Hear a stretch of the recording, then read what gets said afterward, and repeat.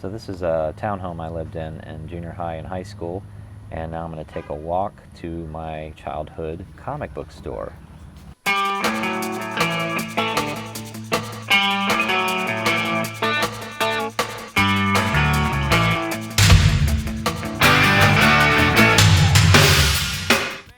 So in 1987, the average age of a comic book reader was about 12 years old.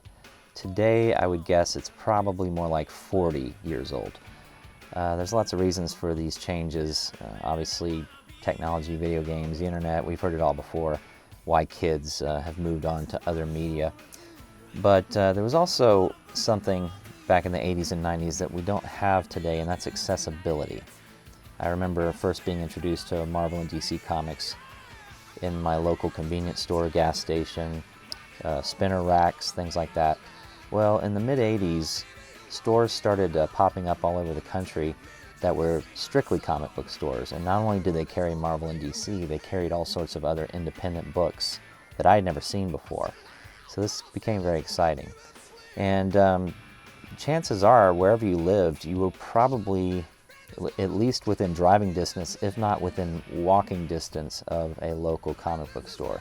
You can see here, this is the route I would walk after school, sometimes during school, we won't talk about that, to go get my comic books from where I lived. And right there with the green roof you see is the building. The store was called Dragon's Tail, and of course it's long gone today, you see. It's no longer here. But bought all my Marvel comics and independent comics there. It's a great time for comics. Just wanted to drop by and visit the old location. So back in the 90s when Image launched, I did a Civil War comic series, and that was distributed through Diamond. And then in 2008, I released my graphic novel Clayburn. I was a big Civil War buff, so I like doing Civil War stories. And of course it got reviews and everything like that. But I haven't worked with Diamond in over a decade now. So why am I here on my website where it says retailers? You see where it says retailers? I've got this new little menu item.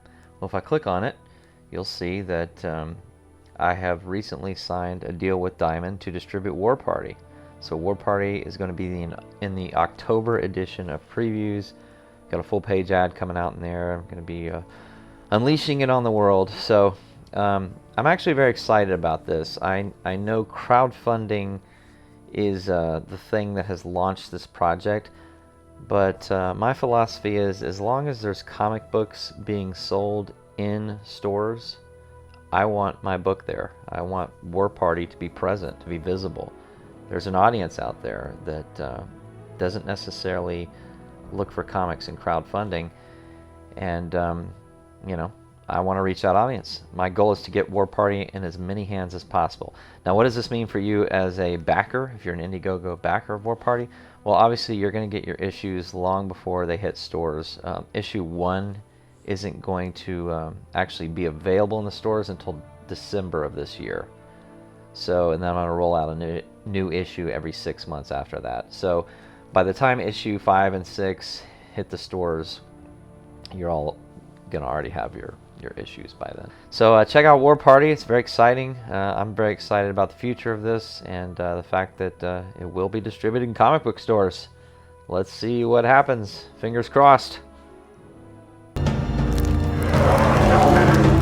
War Party.